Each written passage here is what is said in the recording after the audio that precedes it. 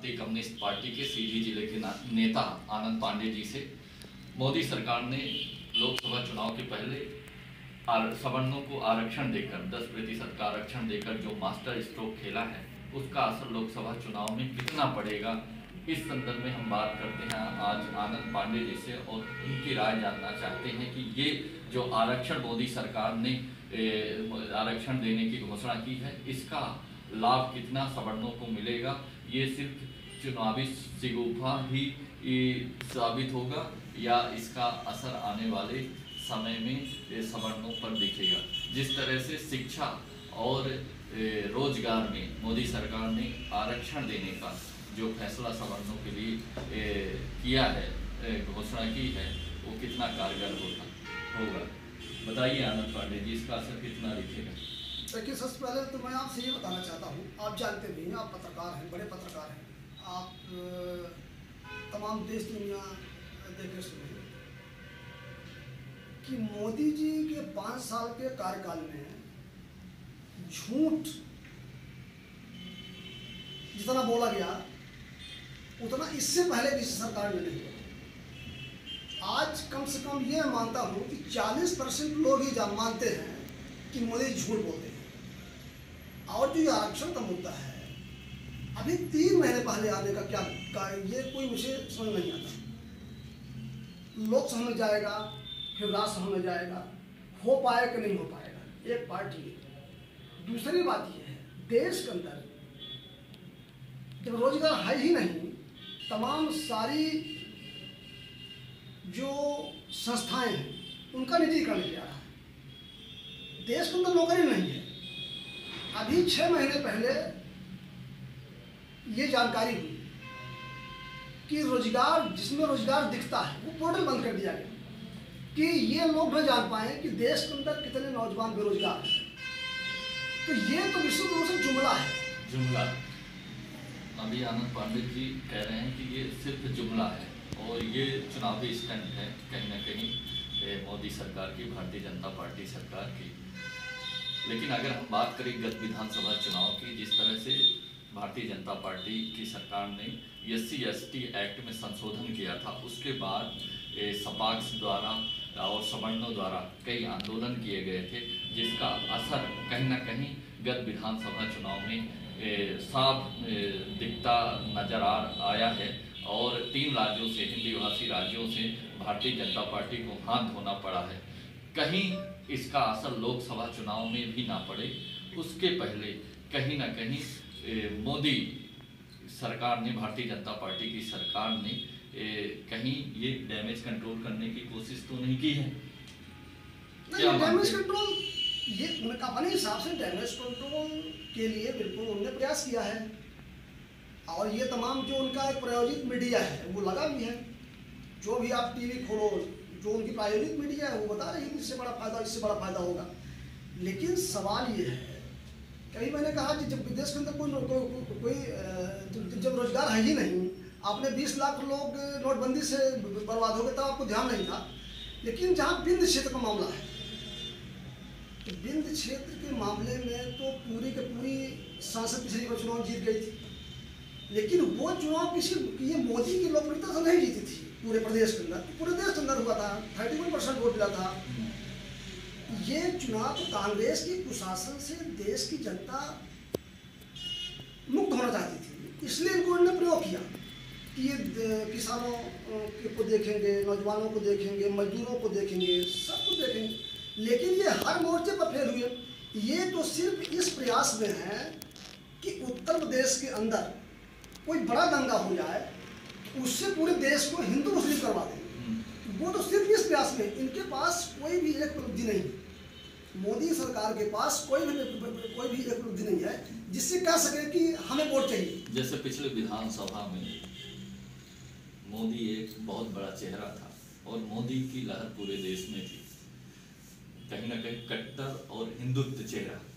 लेकिन जो कट्टर और हिंदुत्व चेहरा देखकर पूरे देश में वोट का पोलराइजेशन हुआ था और जो हिंदुओं ने एक अपेक्षा की थी कि जिस तरह से परिवर्तन होंगे देश के अंदर, कई ऐसे महत्वपूर्ण निर्णय लिए जाएंगे, वो निर्णय बिल्कुल भी नहीं हुए।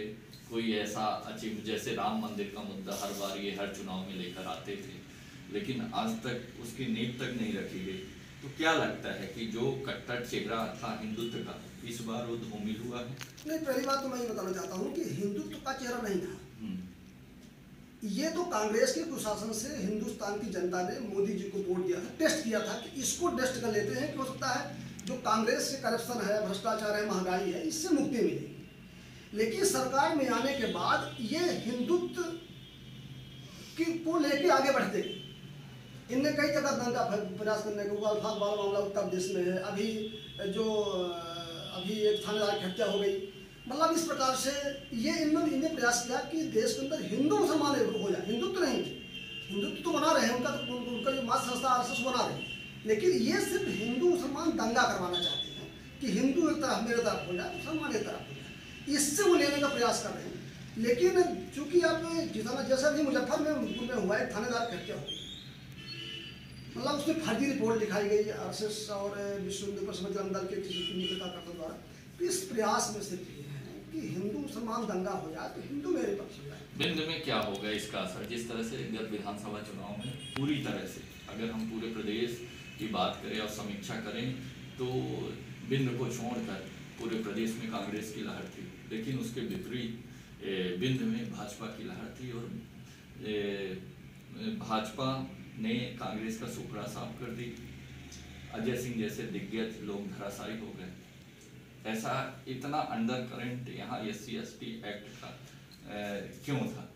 देखिए, यहाँ क्या है कि बिंद क्षेत्र में, जो मेरी समझ है, बिंद क्षेत्र में अर्जुन सिंह जी और श्रीनिवास तिवारी जी के न रहने के बाद बिंद क्षेत्र में कहने के लिए अजय सिंह जी एक बड़े नेता थे। जिसमें कोई दो राय नहीं कि अजय सिंह जी ने पूरे प्रदेश में आंदोलन किया, उनने सरकार बदलने का प्रयास किया, लेकिन बिंद क्षेत्र की जनता ने, हमें नहीं लगता कि अजय सिंह जी को नेता माना।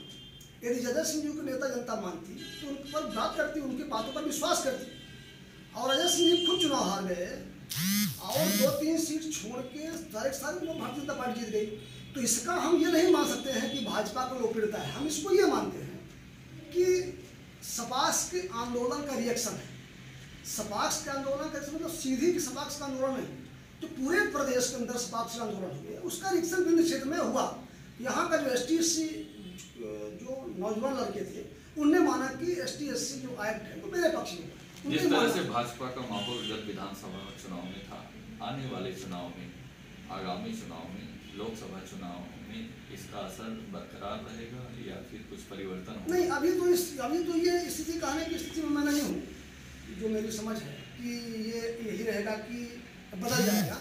ये इस पर डिपेंड करता है कि कांग्रेस पार्टी की जो सरकार बनी है कमलनाथ जी के नेतृत्व में, वो कितना कुछ कर पाती है। लोकसभा चुनाव पहले जनता को कितना विश्वास कितना ले पाती है कि ये झूठ बोल रहे थे, हम सही बोल रहे हैं।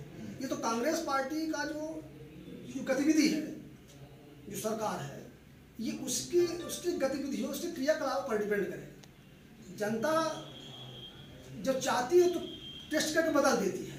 कमलनाथ ने अपनी टीम में कैबिनेट मंत्री के रूप में कमलेश्वर पटेल को लिया है और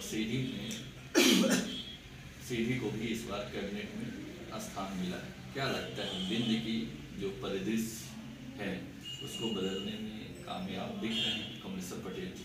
नहीं, कमलेश्वर पटेल जी के बारे में मेरी ये समझ है कि कमलेश्वर पटेल जी इंद्रजीत जी के लड़के, एक अनुभवी नेता है, अभी यंग है, तो उसकी समझ है, उन्हें देखा है कि 15 साल में भारतीय जनता पार्टी ने बिंद क्षेत्र के लिए कुछ नहीं किया है। तो उनके अंदर एक धारणा बनेगी कि बिंद क्षेत्र को थोड़ा आगे ले जाया जाए।